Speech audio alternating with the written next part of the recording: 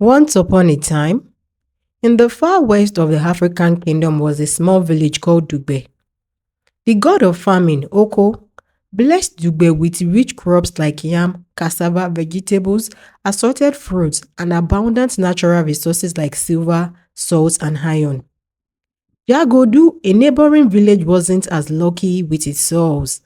Nonetheless, they have gold and copper. However, the god of war, Ogun, bestowed Jagodu with strong military strength beyond human comprehension. The name itself, Jagodu, creates fear in the hearts of the whole region. Jagodu village gets its food supplies from Dugbe through trade by barter like every other villages around it. Deep down, King Kasumu of Jagodu had always been envious of Dugbe's rich fertile land. He thought if he could have access to Dugbe's rich agriculture, coupled with his military strength, he could rule the entire Yoruba kingdom. One day, King Kasumu called a meeting with the king of Dugbe, King GBOYEGA. He informed King GBOYEGA of his intention to buy some of his farming land. He explained how this would help strengthen his village and political ambitions. King GBOYEGA displayed his appreciation for the visit, even so, found his request, however, ludicrous. He explained, "It hurts me deeply that I cannot be of assistance to your request this time, my friend. Dugbe is struggling as it is. We nearly have enough food supplies left after trading most of our food to the neighboring villages. In fact, we have been having discussions with Tambori village behind us here to purchase some of their lands to expand our agricultural fields.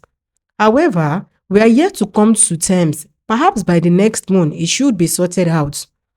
King GBOYEGA continued, "I am very sorry, King Kasumu, that I could not be able to grant you this favor based on our present circumstances, but do not hesitate to contact me if you need more food supplies.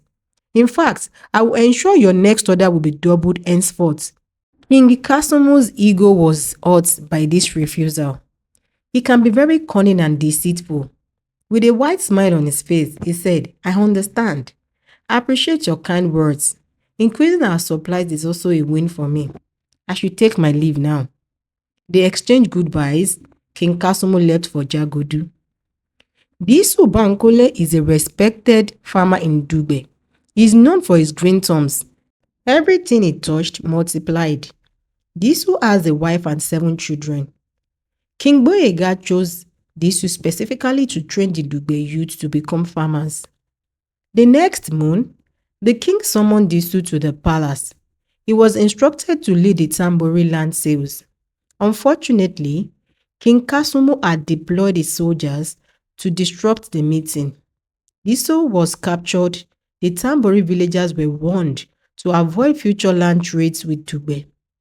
Word spread across the land. Speculation was in the air as to the reason behind this attack.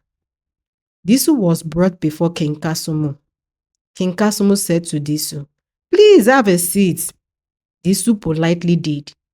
King Kasumu proceeded to say, "This is not how to treat your guest. Please give him some palm wine, hot pounded yam and eforiro to eat."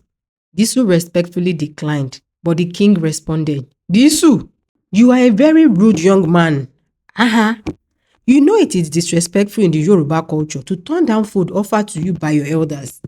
If you don't eat this food with the speed of lightning, I will have my man behead you this instant." DISU, hearing this, hurriedly and quietly devoured his food within a minute. King Kasumu said, "I heard you are the man behind the success of Dugbe's farming." DISU nodded. King Kasumu continued to speak. "I know kidnapping you was a bit extreme, but I can't help myself. I found it very entertaining.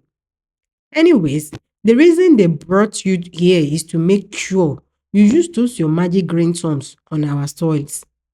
My guards will escort you out to the fields, study it, inspect it, sleep on it, do whatever you can. Plant some seeds. If by 6 months you failed to succeed, I will make you watch while I kill your wife, your children, and behead you afterwards." But I know it won't get to that because you seem to be very sensible and reasonable. Again, DISU nodded. He was still in shock. King Kasumu laughed. This is going to be fun. Drummers, play me a nice tune. He went on to dance around the palace. DISU was taken to the fields. After a long and intensive 4 hours of inspection, he threw himself on the ground and cried, I am dead. King Kasumu is a certified madman. He should just kill me already. Nothing can ever grow on these lands. Immediately he saw the guards coming his way. DISU pretended as if he was inspecting the souls. One of the guards said, we need to go back to the palace immediately. DISU requested for a few more minutes to round things up. He was excused. He prayed to God of famine. He said, Oko, please come to my aid. Bless this soil. Come to my aid. If not, it will shed my blood. Come to my aid. If you don't, it will kill my loved ones. Come to my aid. Bless these soils. Unfortunately, nothing happened. The guards took him back to the palace.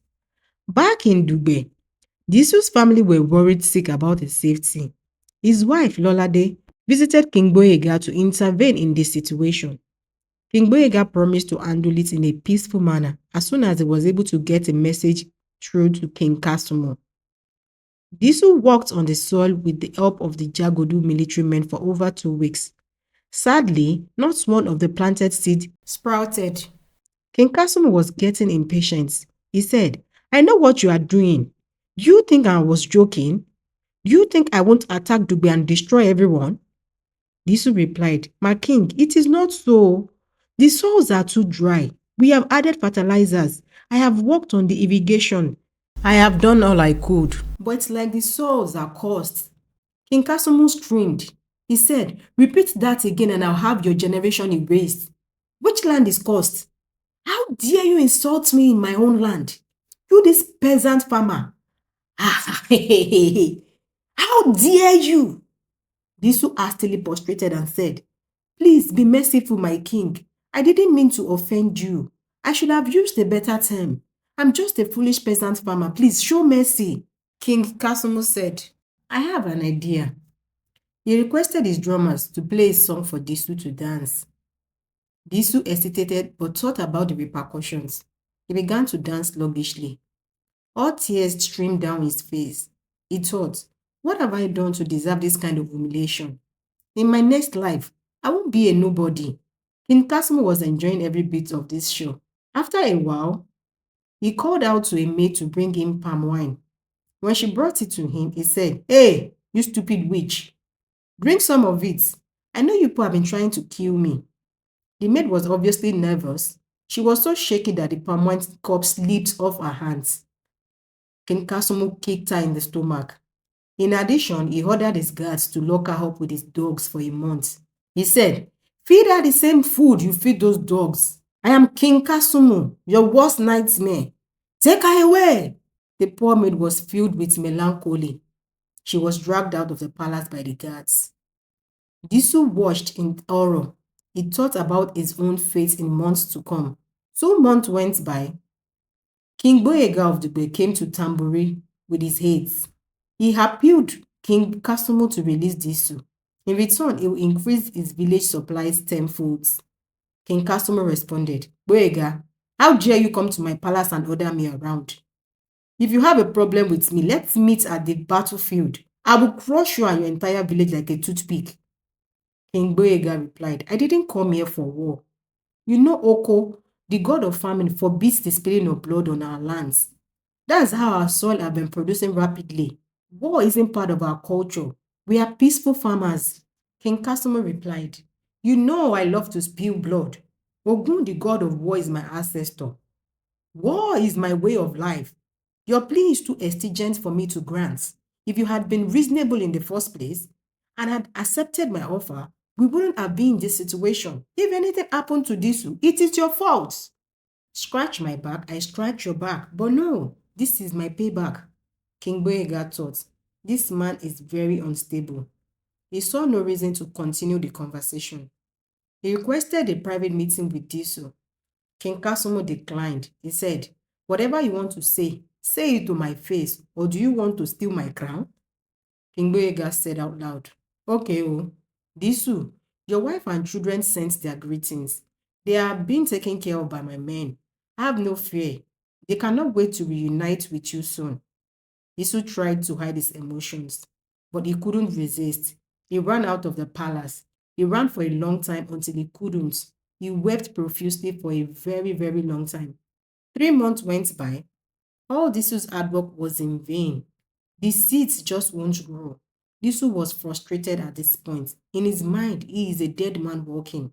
He remembered all the horrific things he had witnessed King Kasumu did to his victims for absolutely no reasons. Disu said, "My mother's ancestors, come to my aid. This unreasonable crowned madman can't wait to take my life. Oko, god of famine, take my life instead in exchange for these swords. Just keep my family safe. I'm aware that a lot of innocent blood has been spilled on this land. This has caused the soil to be contaminated and cursed. In less than 14 days, he is going to kill my family right in front of me before he beheads me. Only a monster would do that. King Kasumu is the devil himself. I summoned you, the god of famine. Oko, Oko, Oko, come to my aid." There was a slight breeze in the air, and that was it. Disu was disheartened. He walked back to his hut. With his head down, he looked defeated. He had lost all hope. The next morning, he heard loud voices and heavy footsteps. He walked out of his hut, and behold, half of Tambori village had become a vegetation. He walked back into his hut, slapped himself, walked back right out, and realized he wasn't dreaming. Oko, the god of famine, had answered his prayers. Suddenly, he realized something was wrong. He said, "But why are these people shouting and running?" He realized the trees were throwing the villagers out. New trees were growing out of the villagers' houses, destroying houses. Even the streets were unrecognizable. The villagers were running for their lives. Disu quickly ran to join the villagers. They all watched as the trees battled with King Kasumu and his military minions. The soldiers retreated when they realized it was a losing battle. Most of their men were badly injured. Some were tied to the trees, while some of them even lost their lives. They all watched as the trees twisted around King Kasumu. He was lifted high above the ground. Leaves started spilling out of his mouth, and gradually he was lifted back to the ground. The trees evaporated. King Kasumu began to transform into a tree. The tree multiplied into more trees. Before anyone could say a word, they were staring at the whole jungle. Disu said, "You don't test the gods because you are in the position of power. This man threatened me. He bullied me. I have witnessed his cruelty to most of you, his subjects. He deserved everything that happened to him today. You all deserve a better king." He left and went back to Dugbe. The Tambori villagers seek refuge in other villages. The DUGBE villagers threw a huge welcome party for Disu. He reunited with his family and they lived happily ever after. Whenever you come across a jungle, that is King Kasumu and his descendants paying for his cruelty. The moral of this story is that power comes with responsibilities, protecting the weak and those who have no voice, not the other way around. The end. Thank you so much for watching. See you on the next episode. Ó dàbọ̀.